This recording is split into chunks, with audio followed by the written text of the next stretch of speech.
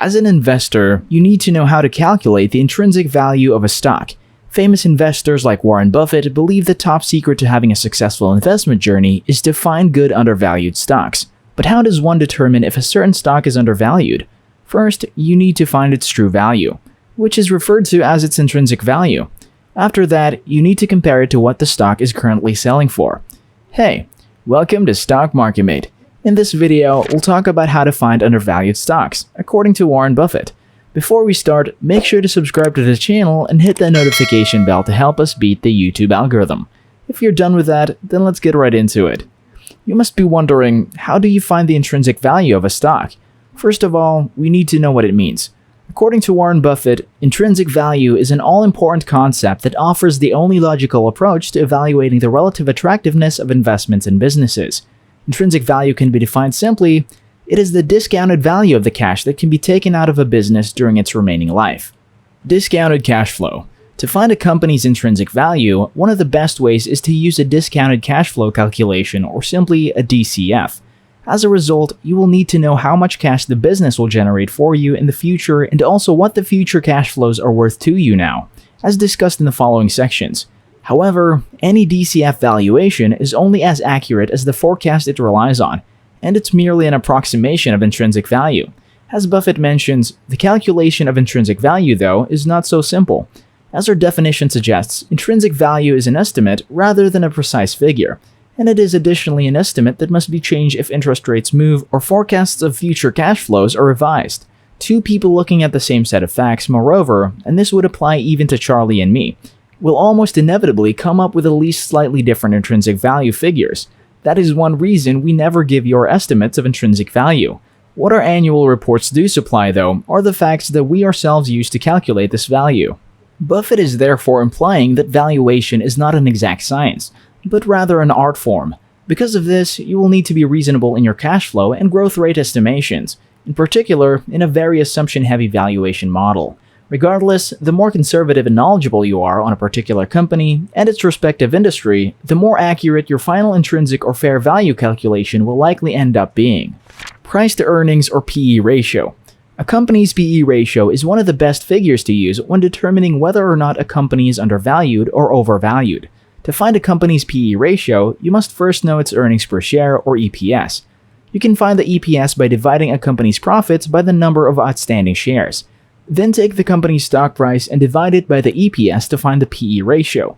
The higher the PE ratio, the more expensive a stock is relative to its earnings. Knowing a company's PE ratio isn't enough by itself to determine if a stock is undervalued. It all depends on the industry and the PE ratio of similar companies. For example, you wouldn't compare Google's PE ratio to Nike's. You would likely want to compare it to a similar tech company like Apple. If companies in an industry have a PE ratio between 25 to 30, and you find a similar company with a PE ratio around 15, in another example, let's say you find a company in a particular industry that has a PE ratio of 15, but its major competitors are at 25. This can be a basic indicator that the company's stock may be undervalued. You can't look strictly at the ratio itself, but must take a look at the reasons why. For example, if the ratio is lower than the competition because of tangible reasons like declining earnings, the company is not undervalued. In fact, it's probably trading at its true value. But if there are no major issues contributing to the low PE ratio, you may want to include the company on your watch list of potentially undervalued stocks. Low price to earnings growth ratio, or PEG. A large part of investing is understanding the growth potential of a company. This is where the PEG ratio comes in handy. The PEG ratio is similar to the PE ratio, except it emphasizes a company's future growth potential versus its past performance. This ratio is a bit more complicated than the others. It's calculated by dividing the PE ratio by the company's earnings growth rate. For example, if the company has a PE ratio of 15 and a projected growth rate of 20%, the PEG will be 0.75%, which is 15 divided by 20. You can find a company's PEG ratio by taking its PE ratio and dividing it by its earnings growth rate for a specific period. In general, if the PEG is less than 1, which it is in the above example, the stock may be undervalued. That's because investors may be either unaware of the company's high growth rate, or they're ignoring it for whatever reason. Either way, a high earnings growth rate is a solid indication of strong future price performance in the stock. Price to free cash flow, or FCF ratio. Free cash flow, which can sometimes be mistaken with profit, is the measurement of how much money is coming into a business versus going out. If a company has more money coming in than going out, it's considered cash flow positive. If it has more money going out than coming in, it's considered cash flow negative. Taking a company's market capitalization and dividing it by its free cash flow will give you its price to FCF. The lower this number, the more stock is considered undervalued because it means you're paying less for more cash flow. And generally speaking, an increase in cash flow precedes an increase in earnings. Ideally, you'll want to look for companies with an FCF ratio less than 10. High dividend yield. The dividend yield is the dollar amount of the annual dividend divided by the share price of a stock.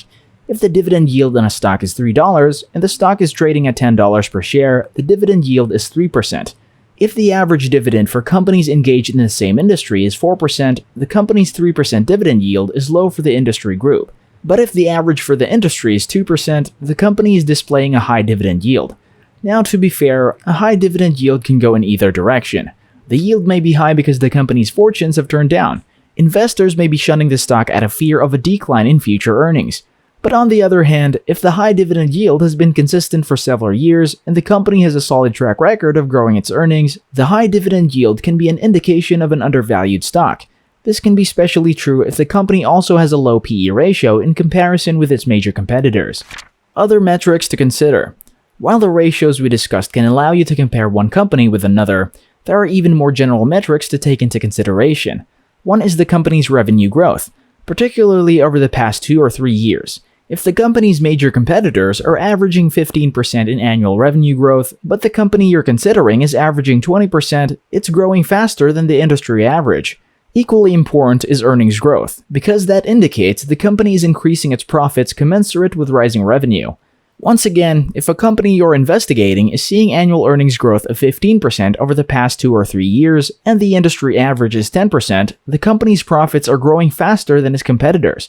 Though there's no guarantee, the likelihood is at some point the general investment community will come to recognize the faster growth the company is enjoying.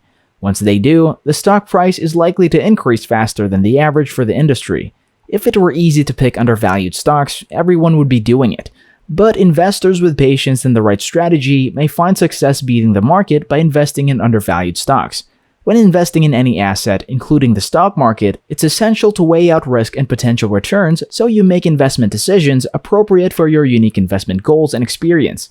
When you pay close attention to intrinsic value, you may be on track to find the ideal mix of undervalued stocks to set yourself up for financial success. If you found this video helpful, kindly click the like and subscribe button. Also, you might want to leave a comment below. We love hearing from you.